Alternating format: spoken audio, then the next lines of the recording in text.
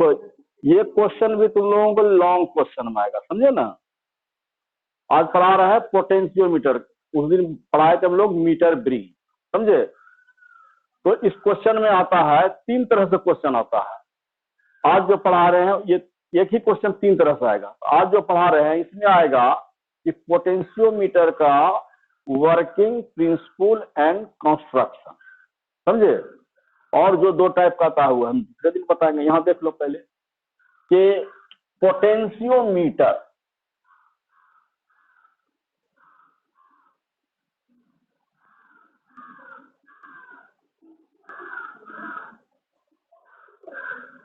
Potentiometer सबसे पहले इसका देखो बता रहे कंस्ट्रक्शन। देखो पोटेंशियोमीटर पर जो है कुछ क्वेश्चन ऐसा है मेडिकल में या कंपटीशन में कि थ्योरी पर भी आधारित पूछ देता है। क्या पूछता है बता देंगे, खाली तुम जो है इस कंस्ट्रक्शन को समझ लो, उसके बाद इस आधार पर क्या क्या क्वेश्चन एराइज होता है वो भी बताएंगे। देखो पोटेंशियोमीटर का क्या बनावट है, बनावट इसमें क्या, जिस तरह हम मीटर ब्रिज में पढ़े थे कि एक लकड़ी का बोर्ड, उस पर 1 मीटर का तार 2 बिंदु के बीच स्ट्रेच रहता है। इसमें क्या है कि 1 मीटर का बहुत सारा वायर होता है और लकड़ी के बोर्ड पर 2 बिंदुओं के बीच एक दूसरे के पैरेलल कुछ दूरी पर स्ट्रेच रहता है, तना हुआ रहता है। जैसे कि ये मान लेते हैं लकड़ी का बोर्ड, उसमें जैसे पढ़ाए थे ये वायर हो गया था, एक ही वायर था, इसमें ऐसा ऐसा बहुत सारा वायर, ये सब एक दूसरे के पैरेलल होगा, यही कंस्ट्रक्शन हो गया। और ये जो वायर होता है वह कॉन्स्टेंटन या मैग्नीन का वायर होता है। 1 मीटर का बहुत सारा कॉन्स्टेंटन या मैग्नीन के वायर होता है जो लकड़ी के बोर्ड पर एक दूसरे के समानांतर 2 बिंदुओं के बीच तना हुआ रहता है, स्ट्रेच रहता है। हाँ कॉन्स्टेंटन लिखा हुआ है या मैग्नीन का जो है ये वायर होता है और यह 2 बिंदुओं के बीच एक दूसरे के पैरेलल, हाँ तो ये जो है एक दूसरे के पैरेलल 2 बिंदुओं के बीच लकड़ी के बोर्ड पर स्ट्रेच रहता है।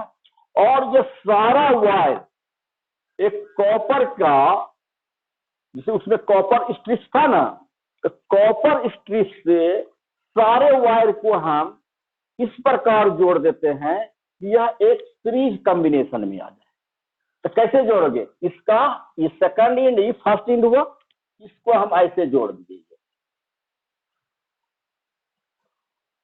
फिर यहां जोड़ेंगे इस तरह से, फिर इस तरह से जोड़ेंगे ना, फिर ये हो जाएगा ये इस तरह से,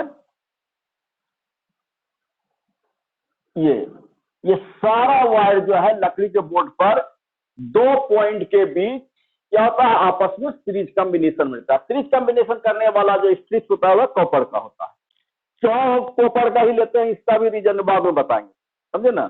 इसी पर क्वेश्चन होता है कि तुमको दे देगा कि इसमें कॉपर स्ट्रिप्स क्यों लेते हैं, तो इस ढंग का भी नीट में 1-2 क्वेश्चन पूछता है। तो इसमें से मान लेते हैं कि इस कॉम्बिनेशन का एक इंड है ए पर, ए और एक इंड है बी पर। इस वायर के टोटल वायर क्या हो गया, इतना हो गया ये। इस वायर के दोनों इंड से एक सेल जुड़ा हुआ रहता है, इसको प्राइमरी सेल कहते हैं। एक सेल जुड़ा हुआ रहता है, एक प्लग कुंजी जुड़ा हुआ था, एक रियोस्टेट जुड़ा हुआ था। रियोस्टेट समझते हो ना,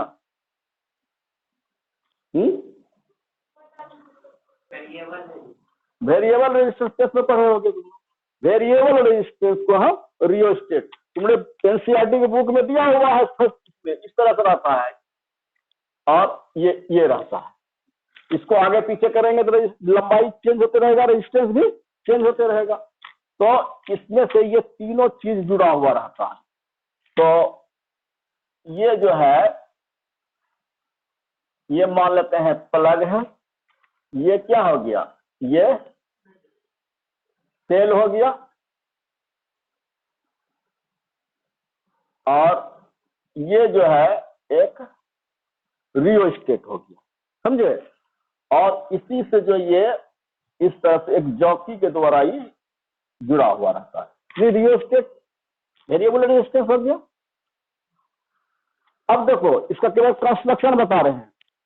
अब जो है इस वायर के एक एंड ए से एक वोल्ट मीटर जुटा हुआ रहता है, उसमें क्या लिए थे हम, गैल्वेनोमीटर, इसमें क्या रहता है, वोल्ट मीटर लगा हुआ रहता है। ये हो गया एक, इससे वोल्ट मीटर लगा हुआ रहेगा, एक एंड से एक वोल्ट मीटर जुड़ा हुआ रहता है।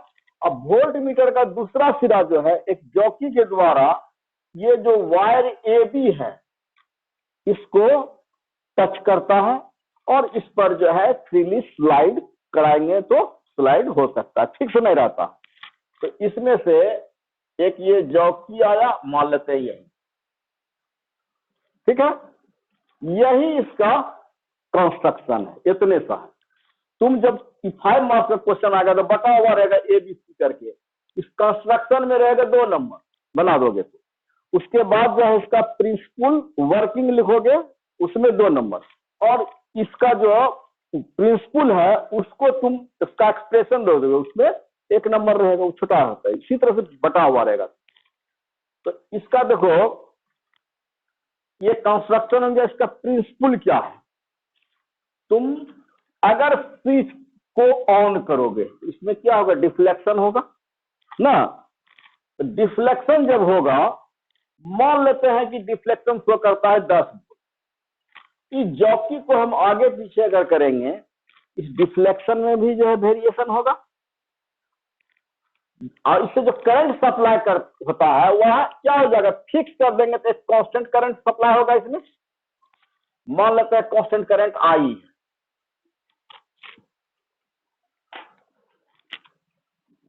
ये क्या है, कांस्टेंट करंट आई है।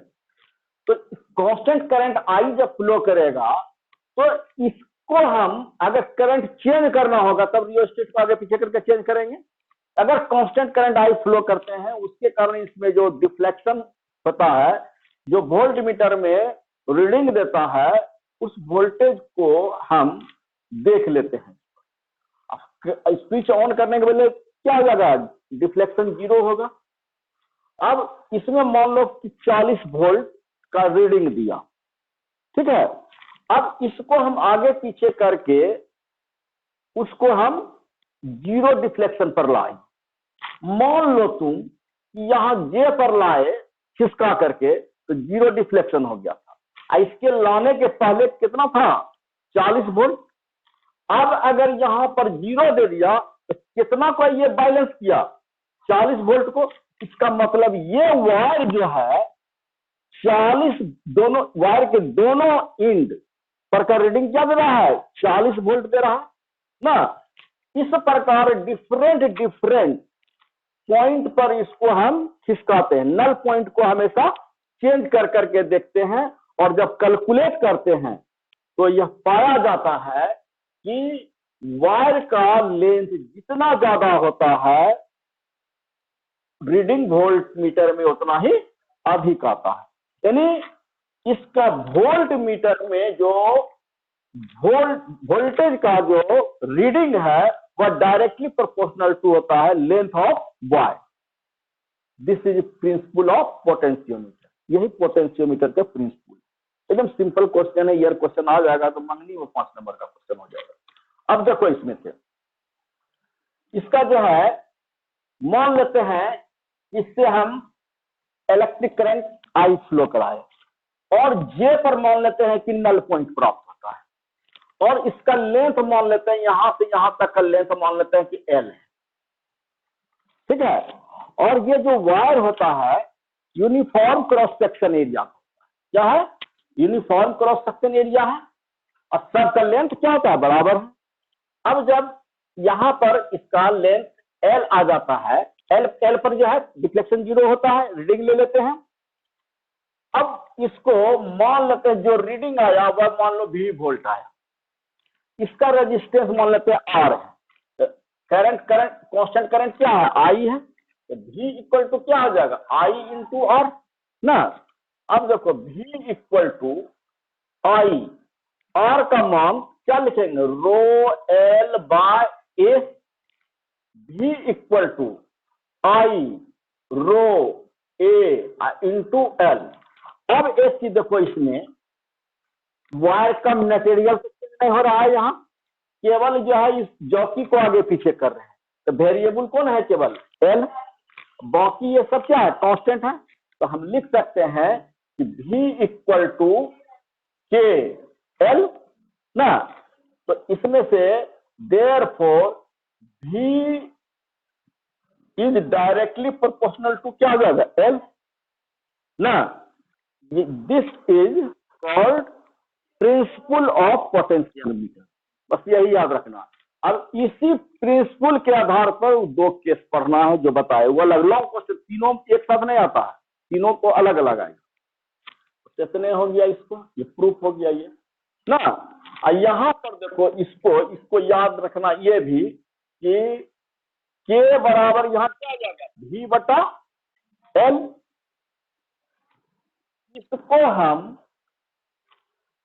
पोटेंशियोमीटर का कहते हैं ग्रेडियंट ऑफ पोटेंशियोमीटर, तो क्या बोलेंगे हम, ग्रेडियंट ऑफ पोटेंशियोमीटर। अब तुमको जो है पोटेंशियोमीटर पर सवाल दे देगा, V और L न्यूट्रल पॉइंट सब दे देगा, कहेगा कि पोटेंशियल ग्रेडियंट निकाले, इस तरफ निकाल लेंगे। तो पोटेंशियोमीटर के कहेगा ये पोटेंशियल ग्रेडियंट का एसआई यूनिट बताइए, वोल्ट पर मीटर हो जाएगा ना। इतने सा है, आज समझे ना, दूसरा क्वेश्चन नहीं हो पाएगा, ठीक है।